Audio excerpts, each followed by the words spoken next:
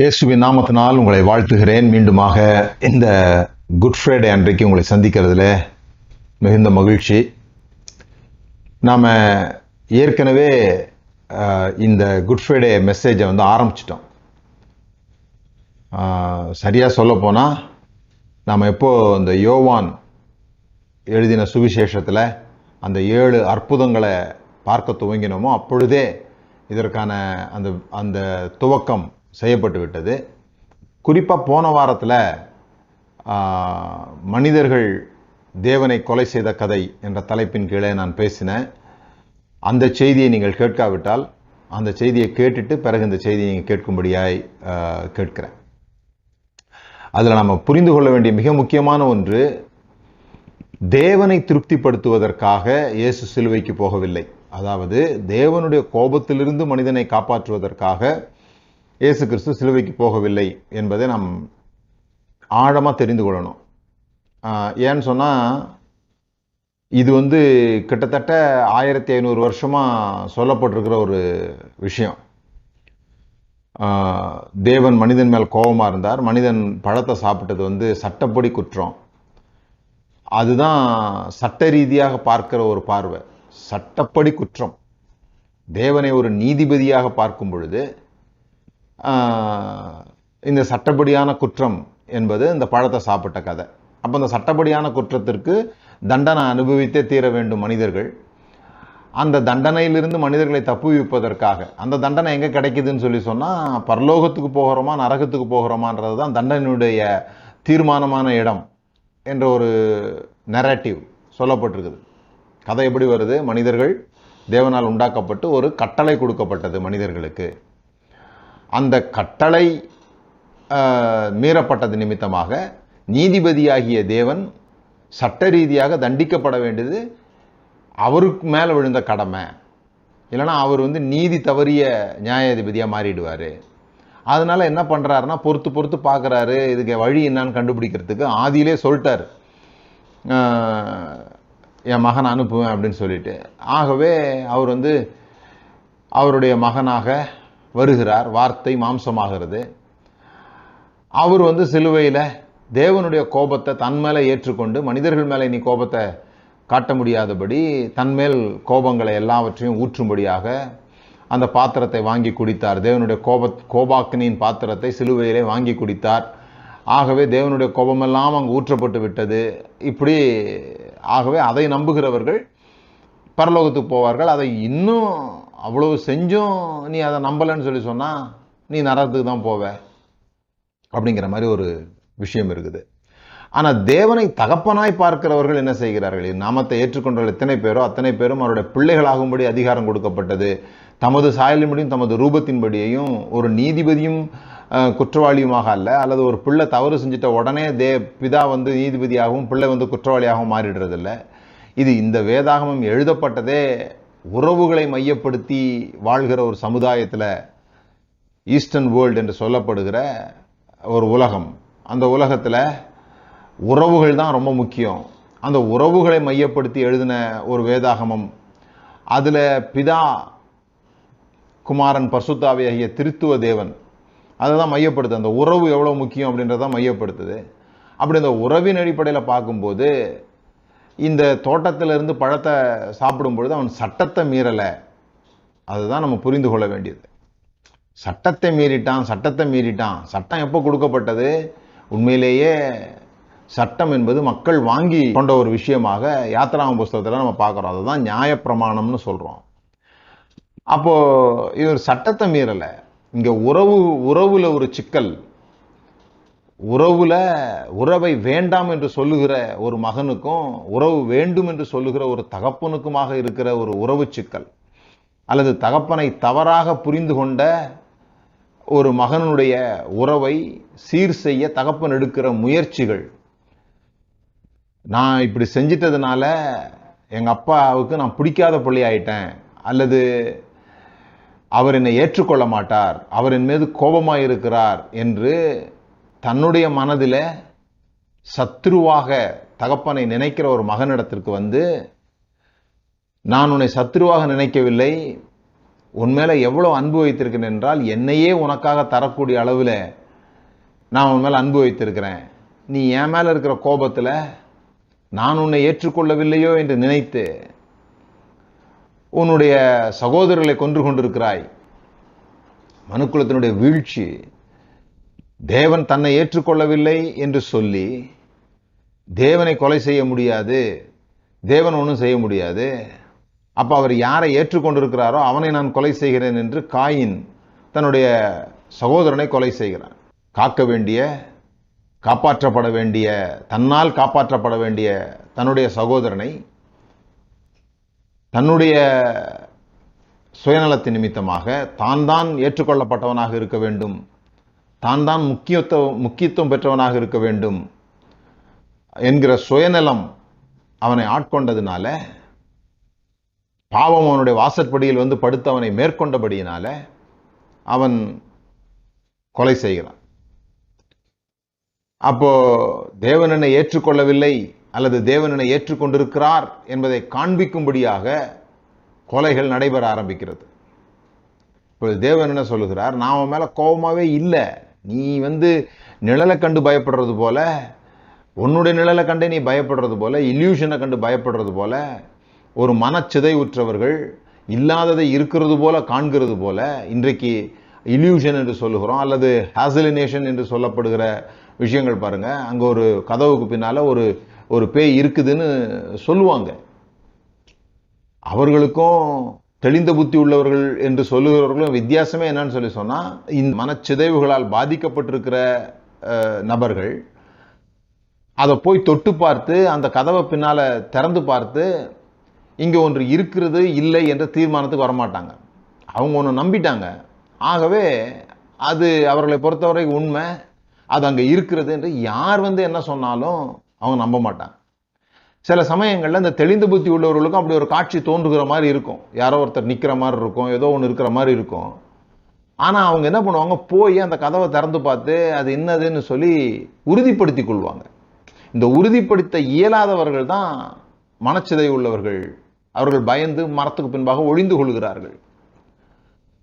அவங்க தேவனிடத்துல தேவன் சொல்றதை அவங்களால ஏற்றுக்கொள்ளவே முடியல, அவ்வளவு அன்பு அவங்களால ஜீரணிக்க முடியல. அவன் ஒரு இல்யூஷன்ல வாழ பார்க்கிறான். அவனுக்கென்று ஒரு உலகத்தை அவன் ஏற்படுத்திக் கொள்கிறான், அவனுக்கென்று ஒரு நகரத்தை அவன் கட்டி கொள்கிறான். அங்க தேவன் வெளிச்சம் வீசுகிறார், குருட்டு கண்களை திறக்கிறார். மனிதர்கள் குருடர்களாக இருக்கிறார்கள், அவர்கள் பார்வையடைய வேண்டும் என்று சொல்லி அந்த இருளின் கிரியைகள், இதெல்லாம் நீங்க வேதத்தை வாசிக்கிற முறையில் இருக்கிற பிரச்சனைகள்ல நான் ஏற்கனவே பல பிரசங்கங்கள்ல பண்ணியிருக்கிறேன். ஒருவேளை உண்மையிலேயே நீங்க விரும்புனீங்கன்னா ஒவ்வொரு ஜனவரி மாதமும் நாங்க இதுக்காகவே 3 நாட்கள் ஒரு முகாம் நடத்துறோம். எப்படி இந்த வேதாகமம் தவறாக புரிந்து கொள்ளப்பட்டிருக்கிறதுனால கடவுள் தவறாக புரிந்து கொள்ளப்படுகிறார், அதுல இருந்து எப்படி நம்ம மீட்படைகிறது, எப்படி வேதாகமத்தை சரியான விதத்தில் வாசிக்கிறது என்பதெல்லாம் கற்றுக் கொடுக்கப்படுகிறது. அப்ப பாருங்க, இந்த நரேட்டிவ் வேற, இது ரிலேஷன் ப்ராப்ளம்ங்க.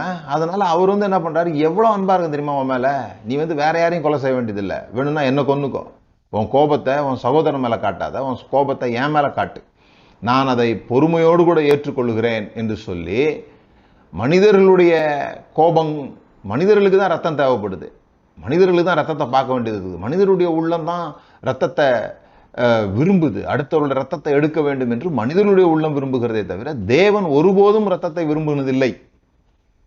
மனிதனுடைய ரத்த வேட்கையை தீர்ப்பதற்காக பலிகள் ஏற்படுத்தப்படுகிறது, அது தேவனுக்கு தேவையில்லை. இவன் ஒரு தப்பு செஞ்சிட்டானா இவனுக்கு இந்த தப்பை இன்னொருத்தர் மேல செலுத்தி அவனுக்கு ஒரு பலி அவசியப்படுகிறது, அவனுடைய உள்ளத்தை திருப்திப்படுத்துவதற்காக ஒரு பலி அவசியப்படுகிறது. தேவனுடைய உள்ளத்தை எந்த ரத்தமும் திருப்திப்படுத்த வேண்டிய அவசியம் இல்லை, தேவன் அன்பாகவே இருக்கிறார். இதை சொல்லும் போது சில பேருக்கு அப்படியே ஒரு மாதிரி ஆயிடும். ஏன்னா நாம என்ன கதையை நம்பி இருக்கிறோம்னு சொல்லி சொன்னா, பலி செலுத்தப்பட்டது, அந்த பலி செலுத்தப்பட்டதன் நிமித்தமாக தேவன் ஒவ்வொரு வருஷமும் அவருடைய பாவத்தை மூடி பாவத்தை பார்க்காதவராகவே இருந்தார். உங்களுக்கு புரியணும், தேவன் எங்க இருக்கிறாரு? மகா பரிசுத்தலத்துக்குள்ள இருக்கிறார். எதற்கு மேல இருக்கிறாரு? கிருபாசனத்திற்கு மேல இருக்கிறாரு. பலிக்கு மேலாக தேவன் வீட்டு இருக்கல, கிருபாசனத்திற்கு மேலாக, கிருபாசன பெட்டி, அதுதான் தேவன் வாசம் பண்ணுகிற இடமாக அவர்கள் சொல்கிறார்கள். அதற்கும் இந்த பரிசுத்த ஸ்தலத்துக்கும் இடையிலேயே ஒரு பெரிய திரை, அந்த பரிசுத்த ஸ்தலத்துக்கும் இந்த பலிபீடம் இருந்ததுக்கும் இடையில ஒரு திரை. இந்த பலிபீடத்தை தேவன் பார்க்கவே இல்லை. தேவன் மகா பரிசுத்தலத்துக்குள்ள இருக்கிறார். பலிபீடம் எங்க இருக்குது? மனிதர்கள் பார்க்கிற இடத்துல இருக்குது. விளங்குதுங்களா? எந்த ஒரு யூதனும் பரலோகத்துக்கு போக வேண்டும் என்று சொல்லி அவன் பலி செலுத்தவே இல்லை. இன்னும் சொல்ல போனா இந்த 10 கற்பனை என்று சொல்லப்பட்டிருக்குது இல்லையா, இந்த 10 கற்பனை, பொய் சொல்லாதிருப்பாயாக, தாய் தகப்பனை கனம் பண்ணுவாயாக, ஓய்வு நாளை கனம் பண்ணுவாயாக, விக்கிரகாராதனை பண்ணக்கூடாது, இந்த மாதிரி ஒரு 10 கற்பனைகள் சொல்லப்பட்டிருந்தது இந்த யூதர்களுக்கு. அந்த 10 கற்பனையை மீறினால் என்ன பலி செலுத்த வேண்டும் என்று ஒரு இடத்துல கூட இல்லைங்க. குறிப்பாக தாய் தகப்பனை கனவீனம் பண்ணிட்டினா நீ பாவ நிவாரண பலி செலுத்தணும். குஷ்டரோகம் சுகமானா என்ன பலி செலுத்தணும்னு போட்டிருக்குது. தீட்டுப்பட்டுட்டா, ஒரு பணத்தை தொட்டுட்டா அவங்க போய் என்ன மாதிரியான பலியை செலுத்தணும் அது போட்டிருக்குது. ஆனா தாய் தகப்பனை மரியாதை இல்லாம செஞ்சுட்டாலோ, ஓய்வு நாளை கனவீனம் பண்ணிட்டாலோ என்ன பலி செலுத்தணும்? கல்லடிச்சுதான் கொல்லணும். அதுக்கு பரிகாரமே இல்லையே. நீங்க புரிந்து கொள்ள வேண்டியது, சிலுவையில நடந்தது தேவனை திருப்திப்படுத்துகிற காட்சி அல்ல. தேவனுடைய கோபத்தை தீர்ப்பதற்கு மனித பலிகளை தேவன் கேட்கிறார் என்பது போன்ற ஒரு நாராசமான கொள்கை வேறு எதுவும் இல்லை. கடவுளுடைய மனதை குளிர்விப்பதற்காக மிருகமோ மனிதர்களோ ஏதோ ஒரு காரியம், ரத்தமே இல்லாத, நான் முட்டி போட்டுக்கொண்டே இங்கிருந்து எருசலேமுக்கு போறேன், அல்லது ஏதோ ஒரு மலையில கடவுள் இயேசு இருக்கிறாரு, அந்த மலைக்கு நான் முட்டி போட்டுக்கிட்டே மேலே ஏற போறேன், என்னுடைய தியாகங்களை பார்த்துதான், என்னுடைய ரத்தம் சிந்துதலை பார்த்துதான், அல்லது என்னுடைய சரீர ஒடுக்கத்தை பார்த்துதான் நான் சாப்பிடாம இருப்பேன், நான் இந்தந்த பொருளெல்லாம் தொடவே மாட்டேன். இதெல்லாம் செய்வதற்கான எல்லா உரிமைகளும் சுதந்திரமும் உங்களுக்கு உண்டு. எதை நீங்க சாப்பிடணும், எதை சாப்பிடக்கூடாதுன்னு தேர்ந்தெடுக்கக்கூடிய சுதந்திரங்கள்லாம் உங்களுக்கு உண்டு. ஆனா இதற்கும் கடவுளுக்கும் சம்பந்தம் இருக்குதா அப்படின்னு சொன்னா ஒருபோதும் இருந்ததில்லை. ஒருபோதும் அதன் நிமித்தமாக தேவன் உங்களை நேசிக்க போறாரு, அல்லது அதன் நிமித்தமாக தேவன் உங்களை தண்டிக்க போறார் அப்படிங்கிறது கிடையாது. அது அவருக்கு இதை பார்த்து தான் அவர் உள்ளம் குளிர போகிறது என்பது தேவ தூஷணம் என்பதை தெரிந்து கொள்ளுங்கள். இந்த ரத்தத்தை பார்த்து தான் பாருங்க, ரத்தத்தினாலே பழைய ஏற்பாட்டிலேயே நியாயப்பிரமாணத்தின்படி ரத்தத்தினாலே எல்லாம் சுத்திகரிக்கப்பட்டது, எல்லாம் தேவனுக்கு திருப்தியானது இல்லை. பாத்திரம் கழுவுறதுக்கு நீங்க ஒரு பொருளை யூஸ் பண்றீங்க, அந்த பொருள் தான் என்னுடைய எஜமானனுக்கு பிடிக்குது. பாருங்க, பாத்திரம் சுத்தமா இருக்கணுமா? பாத்திரம் சுத்தமா இருக்கிறது எஜமானனுக்கு பிடிச்சிருக்குது. பாத்திரத்தை சுத்தமாக்கிறதுக்கு ஒரு பொருள் இருக்குது, அந்த பொருள் தான் எங்க எஜமானனுக்கு பிடிச்சிருக்குது அப்படின்னு சொன்னா எப்படி இருக்கும்? புரியுதுங்களா? சுத்தமாக்கிறதுக்கு உங்களுக்கு தெரிஞ்ச முறையில நீங்க ஏதோ ரெடி பண்ணிட்டு இருக்கிறீங்க. இது எஜமான் சொன்னதில்லை, இதை வச்சுதான் சுத்தம் பண்ணணும்லாம் எஜமான் சொல்லலை, நீங்க அதை வச்சு சுத்தம் பண்ணிட்டு இருக்கிறீங்க. இதுதான் நம்மளுக்கு சுத்தத்தை தரும் அப்படின்னு சொல்லிட்டு. அப்ப எஜமான் என்ன பண்றாரு? நீ சுத்தமாக்கணும்னு சொல்லி எதையோ பண்ணிட்டு இருக்கிற, நான் அதை முடிச்சு வைக்க வர்றேன். எப்படி முடிச்சு வைக்க வர்றேன்? இதுல ஒண்ணும் இல்லைன்னு காமிக்க வர்றேன் பார்.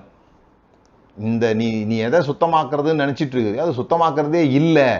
பலியையும் காணிக்கையும் நீர் விரும்பவில்லை, விரும்பினால் அப்படின்னு சொல்றார் தாவீது. பலியையும் காணிக்கையும் நீங்க விரும்பவே இல்லை. அப்ப யார் விரும்புறா பலியையும் காணிக்கையும்? கடவுள் விரும்பல, அப்ப யார் விரும்புறா? கடவுள் விரும்புகிறார்னு நினைச்சு நீ கொடுத்துட்டு இருக்கிறியே, அதை நிறுத்தும்படியாக எனக்கு ஒரு சரீரத்தை நீர் ஆயத்தப்படுத்தினீர், பலியையும் காணிக்க நீர் விரும்பவில்லை, உம்முடைய சித்தத்தை செய்யவே நான் வருகிறேன். அப்படித்தானே போட்டிருக்கு எபிரேயர்ல. அப்போ அவருடைய சித்தம் பலியும் காணிக்கையும் இல்லைன்னா அவருடைய சித்தம் என்னது? அதை நிறுத்துவது. அதை நிறுத்தும்படிக்கு இயேசு கிறிஸ்து வந்தார், பலியானார். இதை வந்து நம்ம எந்த அளவுக்கு புரிந்து கொள்கிறோமோ அந்த அளவுக்கு விடுதலையும் சுதந்திரத்தையும், அந்த அளவுக்கு மற்றவரை நேசிக்கிறதையும் நாம செயல்படுத்த முடியும். ஸோ இதெல்லாம் ஒரே பிரசங்கத்தில் நீங்க கேட்டு தெளிவடைஞ்சிட முடியுமான்னு எனக்கு தெரியல. ஏன்னா 1500 வருடங்களாக குறைஞ்சபட்சம் வருஷத்துக்கு 53 பிரசங்கங்கள் இந்த ரீதியில கேட்டுக்கிறோம். தேவன் கோபமா இருக்கிறாரு அப்படின்னு தொடர்ந்து அதை சொல்லிக்கொண்டே இருக்கிறோம். இப்ப அதுக்கு ஏற்றது போல வருகை, அந்த சமாச்சாரங்கள் எல்லாம் பேசப்படுது. அங்க நீங்க பரலோகத்துக்கு போறீங்களா, நரகத்துக்கு போறீங்களான்னு மிக முக்கியமான கேள்வி இருக்குது. இது தொடர்ந்து பேசப்படும் பொழுது இப்படி ஒண்ணு பேசுறது ஒரு பெரிய நீர்வீழ்ச்சிக்கு பக்கத்துல ஒரு பாத்திரத்துக்குள்ள லேசா தண்ணி ஊத்துனா சத்தம் கேட்குமா? அப்படி பல சமயங்களில் கேட்காம போறதுக்கு நல்ல காரணங்கள் இருக்குது. பெரிய சத்தம் போட்டுட்டு இருக்கிறாங்க. அதுக்கடையில் இது ஒரு பிரசங்கம், 2 பிரசங்கம், அங்கங்கே ஆட்கள் இதை பேசுறாங்க. அவர்களுக்கு அந்தி கிறிஸ்துகள், கள்ளத்திற்கு தரிசிகள் என்று பெயர் சூட்டப்படுகிறது. இதற்கு ஊடாக இந்த பிரசங்கங்கள் செய்யப்பட வேண்டியது இருக்குது. சார், இந்த மனிதன் கடவுள் கொன்ற கதையில நீங்க தொடர்ந்து பார்த்தீங்கன்னு சொல்லி சொன்னா, அப்போஸ்தலர்கள் ஒவ்வொரு முறையும் நீங்கள் அவர்களை கொலை செய்தீர்கள், நீங்கள் ஜீவாதிபதியை கொலை செய்தீர்கள், தேவனோ அவரை உயிரோடு எழுப்ப சித்தமானார். தேவனுடைய வேலை உயிரோடு எழுப்புறதும் மனிதனுடைய வேலை கொலை செய்யறதுமாக தான் அங்கு காட்டப்படுகிறது. சரி, இப்போ இந்த குட் ஃப்ரைடே, ஈஸ்டர், அதற்கு அடுத்த ஞாயிறு 3 நாட்களும் யோவான் 12வது அதிகாரத்திலிருந்து 3 காரியங்களை உங்களோட நான் பகிர்ந்து கொள்ளப் போகிறேன். இயேசு தன்னுடைய மரணத்தை எப்படி விளங்கிக் கொள்ளுகிறார், இயேசு இந்த தன்னுடைய மரணத்தின் மூலமாக என்ன நடக்க போகிறது என்பதை எப்படி அவர் சொன்னார். பல இடங்கள்ல அவர் தன்னுடைய மரணத்தை பத்தி பேசியிருக்கிறாரு. ஆனா இந்த யோவான் 12வது அதிகாரத்துல மிக தெளிவான சில விஷயங்களை அவர் சொல்லுகிறார். அவரை பார்க்க கிரேக்கர்கள் வருகிறார்கள். யோவான் 12வது அதிகாரம் 23வது வசனத்துல மனுஷகுமாரன் மகிமைப்படும்படியான வேளை வந்தது அப்படின்னு சொல்லி சில காரியங்களை அவர் பேசுகிறார். பேசும்போது பிதாவினிடத்திலிருந்து ஒரு சத்தம் வருகிறது, இடி முழக்கம் போல சத்தம், மகிமைப்படுத்தினேன் இன்னும் மகிமைப்படுத்துவேன் அப்படின்ட்டு ஒரு சத்தம் வருது. இதை ஜனங்கள்லாம் கேட்கிறாங்க. அப்போ இயேசு கிறிஸ்து சொன்ன அந்த வார்த்தைகள் யோவான் 12வது அதிகாரம் 31வது வசனத்திலிருந்து நான் வாசிக்கிறேன். இப்பொழுதே இந்த உலகத்திற்கு நியாய தீர்ப்பு உண்டாகிறது, இப்பொழுதே இந்த உலகத்தின் அதிபதி புறம்பாக தள்ளப்படுவான். நான் பூமியிலிருந்து உயர்த்தப்பட்டிருக்கும் பொழுது எல்லோரையும் என்னிடத்திலே இழுத்து கொள்ளுவேன் என்றார். தாம் இவ்விதமாய் மரணமாய் மரிக்கப் போகிறேன் என்பதை குறிக்கும்படி இப்படி சொன்னார். ஜனங்களிடத்துல தன்னுடைய மரணத்தை குறித்து அவர் விளக்குகிறார். இந்த மரணம் ஏன் ஏற்படணும் அப்படிங்கிறத சொல்றார். இந்த மரணம் ஏற்படும் பொழுது பிதா திருப்தி அடைந்து விடுவார், இனி பிதாவிற்கு உலகத்தின் மேல் கோபம் இல்லை அப்படிங்கிற வார்த்தையெல்லாம் அவர் பயன்படுத்தல. அவர் 3 காரியங்கள் சொல்லுகிறார். இத ஒரு ஆங்கில வேதாகம மொழிபெயர்ப்பிலிருந்து நான் உங்களுக்கு வாசிக்க விரும்புகிறேன். அதுக்கு பேர் த பேஷன் டிரான்ஸ்லேஷன். சமீபத்தில் வந்த ஒரு வேதாகம மொழிபெயர்ப்பு மிக அற்புதமா இருக்கும். ஆங்கிலம் உங்களுக்கு வாசிக்க தெரியுமானால் அல்லது ஆங்கிலத்தில் வாசிக்க நீங்கள் விரும்புவீர்களானால் இந்த வேர்ஷனை வாசிக்கிறது ரொம்ப நல்லது. இதுக்கு விலை கொடுத்து கூட வாங்க வேண்டியதில்லை. நீங்கள் ஆன்லைனில் போயிட்டு டிபிடி த பேஷன் டிரான்ஸ்லேஷன் அப்படின்னு போட்டாலே நீங்கள் விரும்புகிற வசனத்திற்கு மொழிபெயர்ப்பு வரும். ஆகவே அதை நான் இந்த யோவான் 12வது அதிகாரம் 31வது வசனத்திலிருந்து உள்ள காரியங்களை த பேஷன் டிரான்ஸ்லேஷன் எப்படி மொழிபெயர்த்திருக்கிறது என்பதை உங்களுக்கு வாசிக்கிறேன். From this moment on, everything in this world is about to change. For the ruler of the dark world will be overthrown, and I will do this when I am lifted up off the ground, and when I draw the hearts of the people together them to me. இன்னொரு மொழிபெயர்ப்புல gather them around me, எல்லோரையும் என்னிடத்தில் இழுத்துக் கொள்வேன் அப்படின்னு சொல்றது, எல்லோரையும் என்னை சுற்றி வர வைப்பேன். together around me. இப்பொழுதே இந்த உலகத்திற்கு நியாய தீர்ப்பு உண்டாகிறது, இப்பொழுதே இந்த உலகத்திற்கு நியாய தீர்ப்பு உண்டாகிறது என்று சொல்வது டிபிடியில் எப்படி போட்டிருக்குதுன்னு சொல்லி சொன்னா, From this moment on, everything in this world is about to change.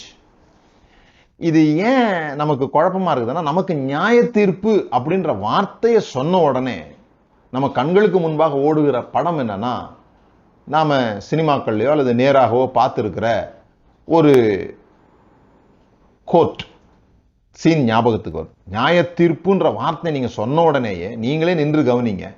உங்க முன்பாக என்ன ஓடுது, உங்க முன்பாக என்ன. இப்போ நீங்க கரடின்னு சொன்னோடனே ஒரு கரடி முன்னால வரும் தானே ஒரு இமேஜினேஷன்ல. அதுபோல அந்த வார்த்தையை நியாய தீர்ப்புன்னு சொல்லி பாருங்களேன். சொல்லி பார்த்த உடனே சில பேருக்கு கருப்பு கோட்டு போட்ட அங்கி, அந்த கருப்பு அங்கி ஞாபகத்துக்கு வரலாம். சில பேருக்கு தராசு ஞாபகத்துக்கு வரலாம். சில பேருக்கு அந்த நீதி தேவதை கண்களில் கட்டிருக்கிற அந்த காட்சி ஞாபகத்துக்கு வரலாம். சில பேருக்கு ஹைகோர்ட் மாதிரி அந்த கட்டடத்தை அடிக்கடி நீங்கள் படங்களில் பார்த்துருந்தீங்கன்னா டக்குன்னு அது ஞாபகத்துக்கு வரலாம். அல்லது ஒரு நீதிபதி சுத்தியலை வைத்து அடிக்கிறது போன்ற படம் வரலாம். அல்லது ஏதோ ஒரு தீர்ப்பை சொல்லுகிறது போல நியாயமான தீர்ப்பு, அதுதான் நியாய தீர்ப்பு நம்மளை பொறுத்த வரைக்கும். ஆனா அவங்க காலங்கள்ல, இது எழுதப்பட்ட காலங்கள்ல இந்த நியாய தீர்ப்பு அப்படின்னு சொன்னா இந்த மாதிரி கோர்ட் இருந்துச்சா, இந்த மாதிரி போலீஸ் இருந்தாங்களா, இந்த மாதிரி தான் சிஸ்டம் இருந்துச்சா? அதாவது ஒரு ஒரு ஒரு தவறு செய்தவர்களை கொண்டு போய் போலீஸ் வந்து முதல்ல பிடிக்கும். அதை பிடிச்ச பிறகு அவங்கள வந்து அங்க ஜெயிலில் போடுவாங்க. பிறகு வந்து வழக்கு நடக்கும். அங்க வக்கீல்கள் 2 பேர் இருப்பாங்க. அதற்கு அப்புறமா ஒரு நியாயாதிபதி இருப்பார். இந்த முறையில தான் அன்றைக்கு தீர்ப்புகள் கொடுக்கப்பட்டதா என்றால் இல்லை என்பதை நீங்கள் போய் படித்து தெரிந்து கொள்ளுங்கள். அங்க வக்கீல்களுக்கு மிகப்பெரிய வேலைகள்லாம் இல்லை. ராஜாக்கள் இருந்தாங்க, அவர்கள் கீழே ஆட்கள் இருந்தாங்க, அவங்களே தான் தீர்ப்பு கொடுத்தாங்களே தவிர இங்க வாதம் பண்ணுகிறதற்கெல்லாம் பெரிய அளவில் அங்க வாய்ப்புகள் இல்லாமல் தான் இருந்தது. இப்போ நீங்க டெமோக்ரஸி அந்த மாதிரிலாம் விஷயங்கள்லாம் வந்த பிறகு அவர்களுக்கு உரிமை இருக்கிறது என்பதை தான் நீங்க யோசிக்கிறீங்க. அந்த காலத்தில் அப்படிலாம் இல்லை. இந்த ஜட்ஜ்மெண்ட் என்கிற வார்த்தைக்கு கிரினோ அப்படிங்கிற கிரேக்க வார்த்தை சொல்லப்பட்டிருக்கு. அதனுடைய சரியான மொழிபெயர்ப்பு டு செப்பரேட். இப்போ நியாய தீர்ப்புனா அவங்க எப்படி பார்க்குறாங்க பாருங்க, பிரிக்கிறது. யார் நல்லவங்க, யார் கெட்டவங்க, யார் குற்றவாளி, யார் குற்றவாளி இல்லை. இதான் நம்ம நியாய தீர்ப்பு கூட. ஆனா அவங்களுடைய பார்வையில செப்பரேட், பிரித்தல். இப்பொழுதே இந்த பூமி பிரிக்கப்படுகிறது அப்படி மொழிபெயர்த்து அப்படி இருக்கும் பாருங்க.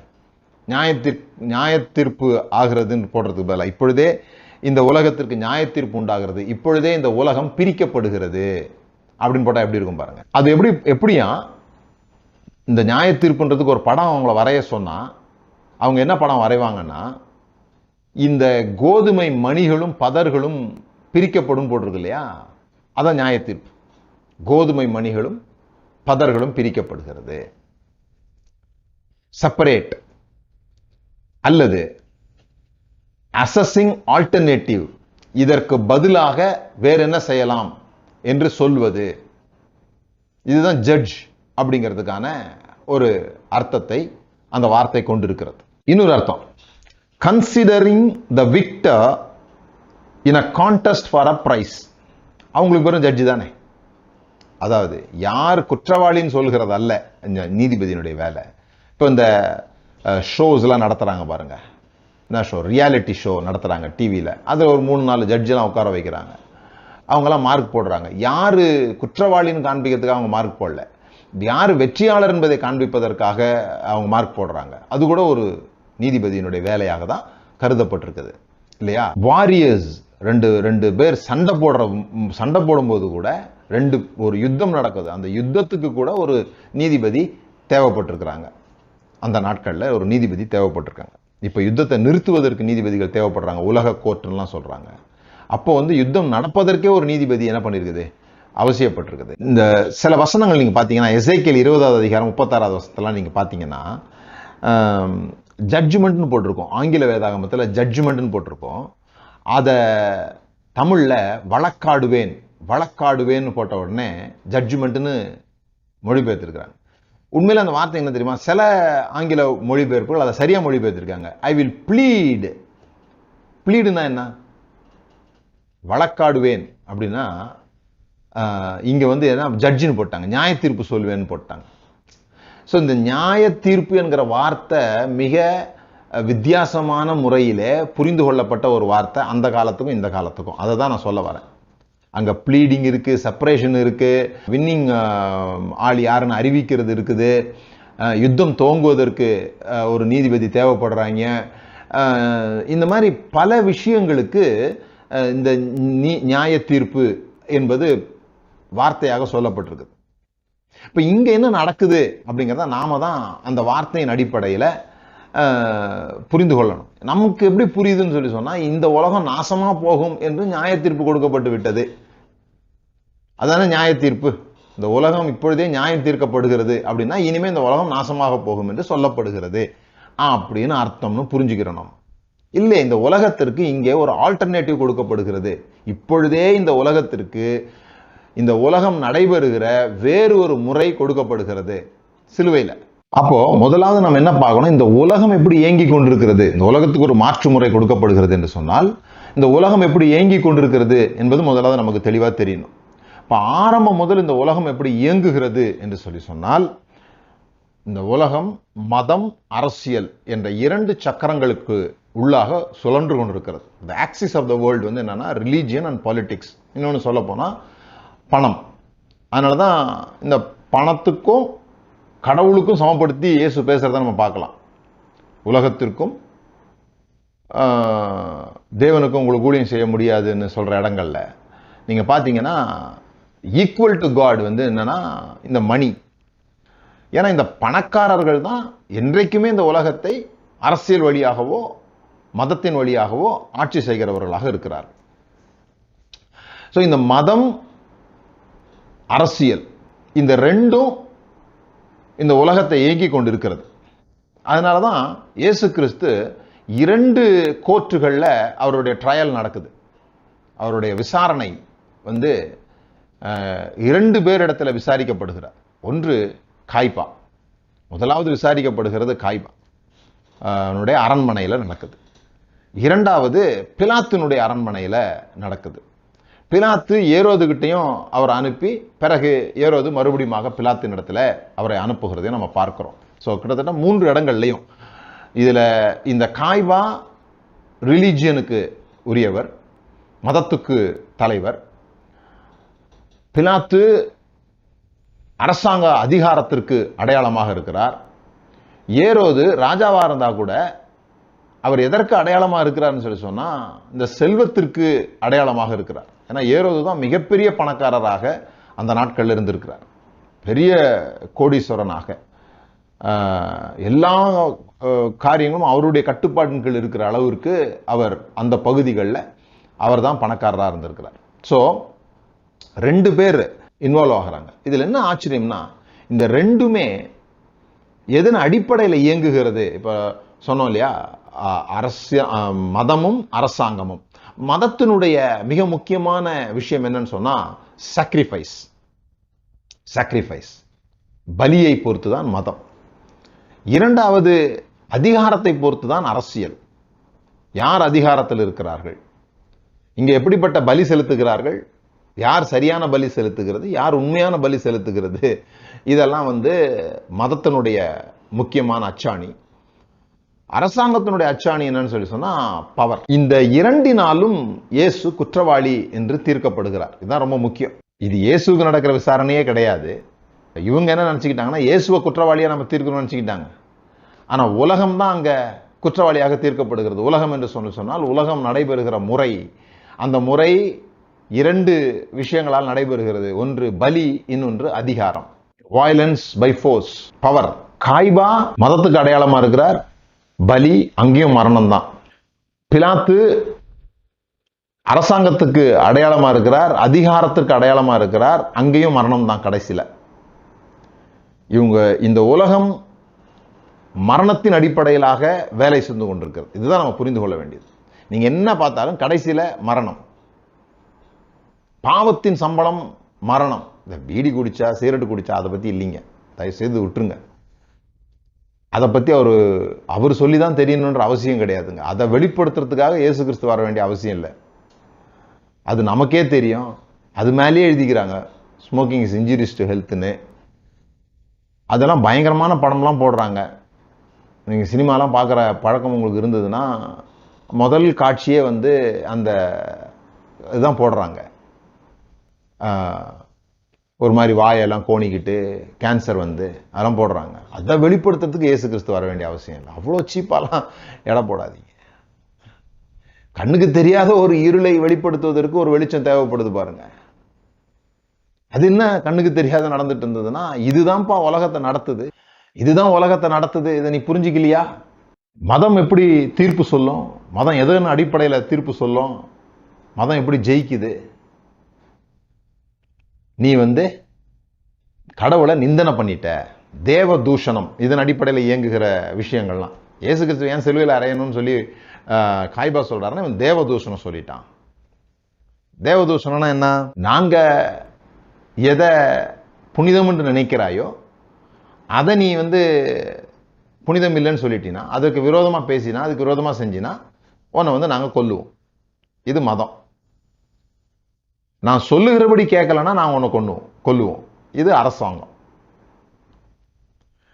நிந்தனை, தேச துரோகம். அரசாங்கம் எப்படி நடக்குது? தங்களுக்கு பிடிக்காதவர்கள் மேல என்ன பழி சொல்லும்?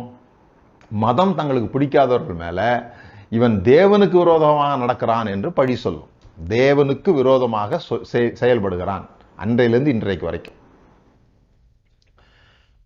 எந்த பாஸ்டராவது நான் சொன்னபடி நீ கேட்கல அப்படி சொல்றது இல்லை. கடவுள் சொன்னபடி நீ கேட்கல, எந்த குற்றத்தையும் சொல்றேன் நான், உடனே அதுக்கு பைபிள்ல இருந்து ஏதாவது ஒரு வசனத்தை எடுத்து, அதெல்லாம் நம்ம ஏற்கனவே பார்த்துருக்கோம். பைபிளை எப்படி வேணா நீங்க அந்த வசனங்களை ஆக்கிக்க முடியும் அப்படின்றத சொல்லியிருக்கிறோம். அப்போ என்ன பண்றோம்னு சொல்லி சொன்னா, அவனை எப்படியாவது சபையை விட்டு வெளியே தள்ளணும், அல்லது அவனை கெட்டவன் ப்ரூவ் பண்ணணும். அவன் சரியில்லை, நான் சரி என்பதை சொல்லுவதற்கு பயன்படுத்துகிற ஒரு காரியம் என்னன்னா, இது கடவுள் சொன்னாரு, என்கிட்ட சொல்லலைங்களா? இல்லை, எங்ககிட்ட சொல்லியிருக்கிறார், நாங்கள் தான் அது குத்தகைக்கு எடுத்துக்கிறோம், எங்களுக்கு தான் பைபிள் தெரியும், ஆகவே நாங்கள் சொல்றது தான் சரி, நாங்கள் கத்தி பேசுவோம், எங்களுக்கு வந்து நிறைய பேர் எங்களுடைய யூடியூப் சப்ஸ்கிரைப் பண்ணிட்டாங்கன்னா நாங்கள் சொல்கிறது தான் வலிமை வாய்ந்ததாக மாறிவிடுகிறது இல்லையா? அவர் சொன்னால் சரியாக தான் இருக்குன்ற எண்ணத்தை முதலாவது நாங்கள் ஏற்படுத்துவோம். பிறகு நாங்கள் சொல்லுவோம், அதுபடி நடக்கலைன்னா நீ வந்து உன்னை கொலை செய்யறதுக்கு நாங்களே சாங்ஷன் பண்ணுவோம். அதே மாதிரி தான் அரசாங்கமும் தங்களால் கட்டுப்படுத்த முடியல, தங்களால் இந்த தேசத்தை ஒழுங்காக நடத்தணும்னா என்ன பண்ணணும்? தாங்கள் சொல்கிறதை கேட்காதவர்கள் தேச துரோகிகள் என்று முத்திரை குத்த வேண்டும். ஏதோ இப்போ 2020 நடக்குதுன்னு நினச்சிக்காதீங்க. இதெல்லாம் ஆரம்பத்திலேருந்து இப்படி தான், அது சிஸ்டமே இப்படி தான் இந்த உலகம் இயங்க முடியும். தேச துரோகிகள்னு அவங்கள முத்திரை குத்தி அவங்களெல்லாம் ஒழிச்சு கட்டினா தான் இந்த அரசாங்கம் பாதுகாப்பாக இருக்கும். இந்த அரசாங்கம்னா நான் இன்னைக்கு நடக்கிற ஸ்டேட் கவர்மெண்ட்டோ, சென்ட்ரல் கவர்மெண்ட்டோ, ரஷ்யா கவர்மெண்ட்டோ, அமெரிக்கா கவர்மெண்ட்டோ சொல்லலை, உலகமே இப்படிதான் இயங்குகிறது என்று சொல்லுகிறேன். உலகத்தினுடைய மெத்தட் இது. இங்க என்ன நடந்தது? இந்த உலகமாகிய மதம், பணம், அரச அதிகாரம், இது மூன்றும் சேர்த்து ஒருவரை குற்றவாளி என்று தீர்த்த இடம் சிலுவை. ஆனா இவங்க எல்லாம் உன்னை மறந்தாங்களே. என்ன மறந்துட்டாங்க? அல்லது மறக்காம இதற்காக தான் நாங்கள் செய்கிறோம். இப்போ மத தலைவரும் கடவுளால் நியமிக்கப்பட்டவர் தான், ராஜாவும் கடவுளால் நியமிக்கப்பட்டவர் தான். அதனால தான் மத தலைவர் வந்து ராஜாவுக்கு அபிஷேகம் பண்ணி வைக்கிறார். இவர் தான் கடவுள்கிட்ட வந்தாருன்னு இவர் அங்கீகாரம் கொடுக்கிறார். பணக்காரர்களும் கடவுளால் ஆசீர்வதிக்கப்பட்டவர்கள் தான். இந்த மூன்று கடவுள் பக்கத்தில் இருக்கிறவர்களும் இங்க ஒருத்தரை அவமானப்படுத்தி அவர் மேல் குற்றம் சுமத்தி அது சரி என்று நிரூபித்து சிலுவைக்கு அனுப்புகிறார். ஆனா சுப்பீரியர் கோர்ட் இவர்கள் யாருக்காக வேலை செய்கிறதாக நினைக்கிறார்களோ, யாரை திருப்திப்படுத்த வேலை செய்கிறதாக நினைத்தார்களோ, அந்த கோர்ட் நீங்கள் செய்தது தவறு, நான் இவர் பக்கம் நிற்கிறேன் என்று சொல்லி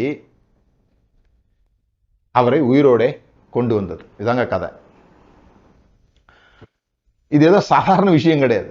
இந்த உலகமே ஒரு வகையில நடந்து கொண்டிருக்கிறது. அப்படிதான் இந்த உலகத்தை நடத்த முடியும். இந்த உலகம் தான் செய்யற அதிகாரத்தில் இருப்பவர்கள் சொல்லுகிறதான் சரி, மத தலைவர்கள் சொல்லுகிறதான் சரி, பணம் உள்ளவர்கள் சொல்லுகிறதான் சரி என்று ஏங்கிக் கொண்டிருக்கும் பொழுது இவர்களெல்லாம் சேர்ந்து ஒருவனை குற்றவாளி என்று சொல்லி சிலுவையில அடித்து 3வது நாளிலே இவர்கள் யாருக்காக இதை செய்ததாக சொன்னார்களோ அவர், அந்த கடவுள் இவரை உயிரோடு எழுப்பி, நீங்கள் செய்தது தவறு, இவர் செய்ததை நான் அங்கீகரிக்கிறேன், இவர் சொன்னதும் இவர் செய்ததற்கும் நான் பின்புலமாக இருக்கிறேன், நான் இவருக்கு ஆதரவளிக்கிறேன் என்று சொன்ன இடம் ரெசரக்ஷன். மனிதர்கள் தங்களுடைய முழு பாவத்தையும் சிலுவையிலே காண்பித்தார்கள். இந்த உலகத்தில் நடந்த உச்சகட்ட அராஜகம், உச்சகட்ட அநீதி எதுன்னு சொன்னா சிலுவை. உச்சகட்டம். ஏன்னா கடவுளை கொலை செய்தார்கள். தெரிஞ்சு செஞ்சாங்களோ தெரியாம செஞ்சாங்களோ, கொலை செய்தார்கள். தி கிரேட்டஸ்ட் ஸ்கேண்டல், மிகப்பெரிய அநீதி நடந்த ஒரு இடம் சிலுவை. ஆனா தேவன் அவரை உயிரோட எழுப்பாம இருந்திருந்தா நாம நம்முடைய பாவங்களே இருந்திருப்போம். ஆனா தேவன் இயேசுவை உயிரோட எழுப்பினார். அந்த உயிரோட வந்த இயேசு இந்த உலகம் நடந்து கொள்கிற அதே விதமாக நடந்திருக்க வேண்டுமானால் அவர்களை பழி வாங்கி இருக்க வேண்டும், அவர்களை பயமுறுத்தி இருக்க வேண்டும், குறைஞ்சபட்சம் அவர்கள் செய்ததெல்லாம் தவறு என்றாவது சொல்லியிருக்க வேண்டும். ஆனால் இயேசு பயப்படாதிருங்கள், உங்களுக்கு சமாதானம் என்று வந்தார். உயிர்த்தெழுந்து வந்தபோது இப்படிதான் 2 முறை பிரிக்கப்படுகிறது இந்த உலகம். இப்படி இயங்கணுமா, இப்படி இயங்கணுமா? நீங்க யாருடைய பிள்ளைகளாக இருக்க போகிறீர்கள்? இவருடைய பிள்ளைகளாக இருக்க போகிறீர்களா, இவருடைய பிள்ளைகளாக இருக்க போகிறீர்களா? இதுதான் பிள்ளைகளாக இருக்க அதிகாரம் கொடுக்கிறது. அதெல்லாம் இப்ப இயேசு உயிரோட எழுந்தார் அப்படிங்கிறது என்ன விஷயம் சொல்லி சொன்னா, இந்த 3 கூட்டணி இருக்கு இல்லையா, இந்த பணம், மதம், அரசியல், இந்த 3ம் வல்லமை படைத்தது. இவர்கள் தான் சர்வ மக்களுக்கும் அடையாளமாக இருக்கிறார்கள். இந்த அடையாளத்தோடு ஒட்டிக்கொள்ள வேண்டும் என்பதற்காக தான் ஜனங்கள் பிரயாசப்படுகிறார்கள்.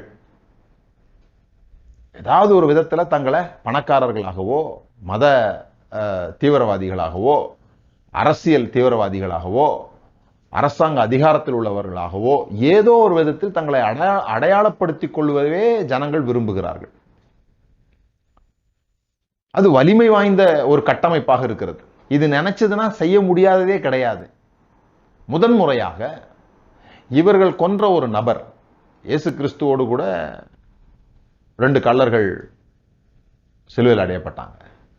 அதுக்கு முன்னால 20,000 30,000 பேர் சிலுவையில் அடிக்கப்பட்டிருக்கிறாங்க. ஒரு முறை புரட்சி நடக்கும்போது கிட்டத்தட்ட 10,000 பேரை அங்கங்க வழியில் இருக்கிற மரங்கள்லாம் ரோம சோல்ஜர்ஸ் இந்த யூதர்களை சிலுவையில் மாட்டியிருக்கிறாங்க. அந்த மாட்டின மூலமா பயம்புறுத்ததன் மூலமாக ஸ்ட்ராங்கான ஒரு கவர்மெண்ட் அவங்க நிறுவ விரும்பினாங்க. அதெல்லாம் சரி என்று, பயம் என்று மக்களுக்கு எப்படி சொல்லப்பட்டது என்றால் அவர்கள் மரித்து போனார்கள். ஆனா இங்க ஒருவரை சிலுவையில அடிக்கிறாங்க, அவர் உயிரோட வந்து விட்டார். இப்ப பாருங்களேன், அரசாங்கம் சொன்ன மாதிரி நடக்கலன்னா, இப்படி எல்லாரும் அடிச்சவங்க எல்லாம் உயிரோட வந்தா எப்படிதான் இந்த அரசாங்கத்தை நடத்துறது? அவன் செத்து போய் உள்ள இருக்கிறதுனால தானே மத்தவனுக்கு பயம் உண்டாகுது.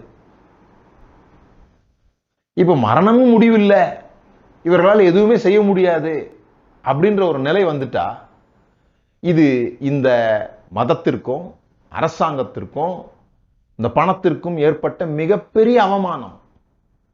ரிசரக்ஷன்ல நடந்தது அதுதான். The power principalities of sacrificial system, இந்த பலி கொடுத்தல் முறை அல்லது வன்முறையின் மூலமாக அதிகாரம், வன்முறையின் மூலமாக அதிகாரம், பலியின் மூலமாக மதம், இந்த 2ம் அவமானப்படுத்தப்பட்ட இடம் உயிர்த்தெழுதல், சிலுவையும் உயிர்த்தெழுதலும்.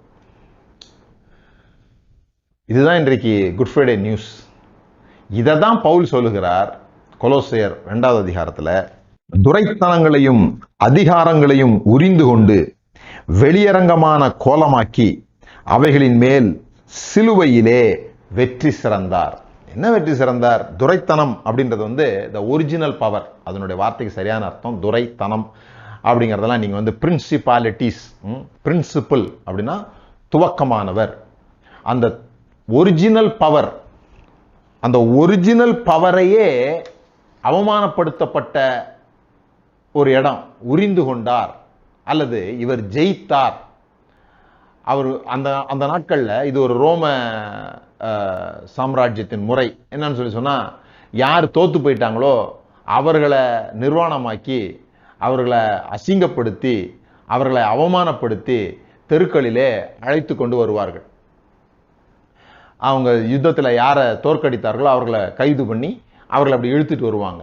இப்போ சிலுவையில் என்ன நடந்ததுன்னு சொல்றாருன்னா, இந்த மதம், இந்த அரசியல் அதிகாரம், இந்த பலி முறையின் மூலமாக கடவுளை திருப்திப்படுத்துகிறேன் என்று சொல்லுகிற அந்த பொய், பணத்தினால் எதையும் சாதிக்க முடியும் என்று நினைக்கிற அந்த பொய், அதிகாரத்தினால் எதையும் சாதிக்க முடியும் என்று நினைக்கிற அந்த பொய்கள், இவைகள் எல்லாவற்றையும் ஒன்றுமில்லாமல் ஆக்கி, இவைகளை உரிந்து கொண்டு, இவைகளை அவமானப்படுத்தி, நீங்கள் எல்லாம் ஒன்றுமே செய்ய முடியாது, தேவன் ஜீவனை தருகிறவராக இருக்கிறார் என்று சொல்லி இந்த ஜீவாதிபதி உயிரோடே வந்த காட்சி உயிர்த்தெழுதல் என்று சொல்லுவோம். ஏன்னா பொதுவாக மனிதர்கள் எப்படி திருப்திப்பட முடியும் அப்படின்னு சொன்னா, one of the way human beings feel good அல்ல, அடுத்தவர்கள் மேல பழி சொல்வது நிமித்தமாக, இவர்கள் குற்றவாளிகள் என்று சொல்லி இவர்கள் ஜெயிப்பதின் மூலமாக ஒரு சுகம் பெற முடியும் அவங்களால. அதுதான் ஒரு வகையான பலி.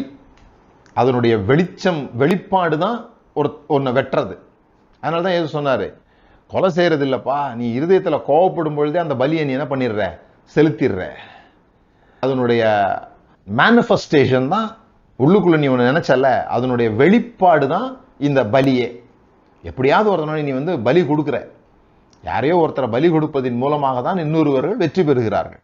பலினா அப்படியே கத்தி எடுத்து வெட்டுறதில்லை, அப்படி வெட்டினா கேஸ் ஆயிடுது. அதுக்கு வேற வேற சிஸ்டம்லாம் நிறைய இருக்குது, பூசி மெழுகி பண்றதுக்கு. விளங்குதுங்களா உங்களுக்கு? அப்போ இந்த முறை அவமானப்படுத்தப்பட்டு விட்டது. தேவன் என்ன சொல்லுகிறார்? எனக்கு God desires mercy not sacrifice. நான் இரக்கத்தை விரும்புறேன், பலியை அல்ல, இரக்கத்தை விரும்புகிறேன். இது தேவன் அறிவித்த அறிவிப்பு. இப்ப நாம இந்த இரண்டாக பிரிக்கப்பட்டிருக்கிற இந்த உலகத்துல இன்னும் ஒரு உலகம், ஆதாமுக்குள்ளாக இருக்கிற அந்த உலகம், காயினால் முதலாக கட்டப்பட்ட, பலியின் மூலமாக கட்டப்பட்ட அந்த நகரம், அந்த சிட்டி வேணுமா? அல்லது எருசலேம் என்று சொல்லப்படுகிற பீஸ், சமாதானத்தின் அடிப்படையில் கட்டப்பட்ட, உலகத்தோற்றத்துக்கு முன்பாகவே அடிக்கப்பட்ட ஆட்டுக்குட்டியா இருக்கிறவருடைய மேல கட்டப்பட்டிருக்கிற அந்த சிட்டி வேணுமா? இதுதான் ரொம்ப முக்கியம். நீங்க எதை தெரிந்து கொள்ள போகிறீர்கள்? இந்த மதமும் அரசியலும் பணமும் அதன் நிமித்தமாக வருகிற அதிகாரங்களும் பொய் என்று காண்பித்து தேவன் இவரை உயிரோடு எழுப்பினார் என்பதே நல்ல செய்தி. நாம் இவைகள் நிமித்தம் பயப்பட வேண்டியதில்லை, இவைகள் நிமித்தம் கவலைப்பட வேண்டியது இல்லை, இவைகளால் ஆளப்பட வேண்டிய அவசியம் இல்லை. நாம் ஒவ்வொருவரும் தேவனுக்குரியவர்கள் என்பதை காண்பிப்பதற்காக இயேசு கிறிஸ்து சிலுவையிலே பலியானார். இங்க யாரோ ஒரு சிலர் தான் தேவனுக்குரியவர்கள், ஒரு சிலர் தான் தேவன் நேசிக்கிறார், ஒரு சிலர் தான் தேவன் வெற்றி பெற வைக்கிறார் என்பது அல்ல. ஒவ்வொருவருக்குள்ளும் ஜீவனையும் தேவன் உயிரோடு எழும்ப பண்ணுகிறார் என்பதை அறிவிக்கிற இடம் உயிர்த்தெழுதல். தொடர்ந்து நாம இந்த செய்தியை பார்க்க போகிறோம். யோவான் 12, 31, 32, 33. முதல் தான் இன்னைக்கு பேசியிருக்கிறேன். From now onwards everything is changed in this world. எல்லாம் மாற்றப்பட்டு விட்டது. இதுவரைக்கும் அப்படி ஒரு பார்வையே இல்லாமல் இருந்தது. இந்த உலகத்தில் இது ஒன்றுதான் இயக்கமாக இருந்தது. இப்பொழுது இன்னொரு இயக்கம் வந்து விட்டது. இப்பொழுது உங்களுக்கு சாய்ஸ் இருக்குது, நீங்க எந்த இயக்கத்தை தெரிந்து கொள்ளப் போகிறீர்கள் என்று சொல்லி என்பதை அறிவிக்கிறார் பவுல். இதுதான் பவுல் தொடர்ந்து பேசிக்கிட்டே வர்றார். எல்லா நிருபங்களையும் எல்லாத்துலையும் பேசிக்கிட்டே வர்றார். அதை நம்ம வேற மாதிரி எடுத்துட்டு போனதுனால நமக்கு இதெல்லாம் புரியல. இங்க செத்து அங்க போறதை பத்தி பேசிட்டு இருக்கிறோம். சுவிசேஷம் அதை இல்லைன்றதை நான் திரும்ப திரும்ப சொல்றேன். சுவிசேஷம் இங்கே வாழ்வதற்கு நமக்கு உதவி செய்கிறதா இருக்கிறது. இங்கே விடுதலையோடு கூட, இங்கே நமக்குள்ளாக நாம் சிறைப்பட்டு இல்லாமல் எல்லா பயங்களில் இருந்தும் விடுதலையாகி மற்றவர்களை கொல்ல வேண்டும் என்கிற அந்த அடிமைத்தனத்திலிருந்து வெளியேறி ஜீவனை கொடுக்கிறவர்களாக தேவனுடைய பிள்ளைகளாக இருக்கும்படி தெரிந்து கொள்ளப்பட்டவர்களாக இருக்கிறோம் என்பதை நாம் அறிந்து கொள்ள வேண்டும். கர்த்தர் உங்களை ஆசீர்வதித்திருக்கிறார். நம்ம ஜெபம் பண்ணலாம். பிதாவே, இயேசுவின் நாமத்தினால நாங்கள் நன்றி செலுத்துகிறோம். இந்த உலகம் பிரிக்கப்பட்டிருக்கிறது. இந்த உலகம் கோதுமையும் அந்த பதரையும் போல பிரிக்கப்பட்ட இடம். எது பதர் எது கோதுமை என்று காட்டுகிற ஒரு இடமாக சிலுவை இருக்கிறதற்காக ஸ்தோத்திரம். இந்த பதர் தான் உண்மையான உலகம் என்று ஜனங்கள் நம்பிக்கொண்டிருக்கும் பொழுது அந்த இருளின் ராஜ்யத்திலிருந்து எங்களை விடுதலையாக்கி இந்த கோதுமை மணியாகிய ஜீவன் உள்ள இந்த அன்பின் குமாரனுடைய ராஜ்யத்துக்கு சொந்தக்காரர்களாக எங்களை மாற்றியிருக்கிறதற்காக நன்றி செலுத்துகிறோம். நாங்கள் எந்த சூழ்ச்சி செய்து அல்லது மற்றவர்களை பலி கொடுத்து அல்லது வன்முறை நிமித்தமாக அதிகாரத்தை செலுத்துவது நிமித்தமாகத்தான் இந்த உலகத்திலே வெற்றி பெற முடியும் என்பதை நீக்கி இயேசு கிறிஸ்துவினால் உண்டாகிற ஜீவன் நிமித்தம் நாங்கள் இந்த உலகத்திலே வெற்றி கொள்ள முடியும் என்பதை எங்களுக்கு காட்டினதற்காக உமக்கு நன்றி. பிதாவே, இந்த சுவிசேஷம் எங்களுக்குள்ளாக கிரியை செய்யும்படியாய் ஜெபிக்கிறோம். இந்த சுவிசேஷம் எங்களுடைய வாழ்க்கையாய் மாறும்படியாய் ஜெபிக்கிறோம். இயேசுவின் நாமத்தினால் பிதாவே, ஆமென்.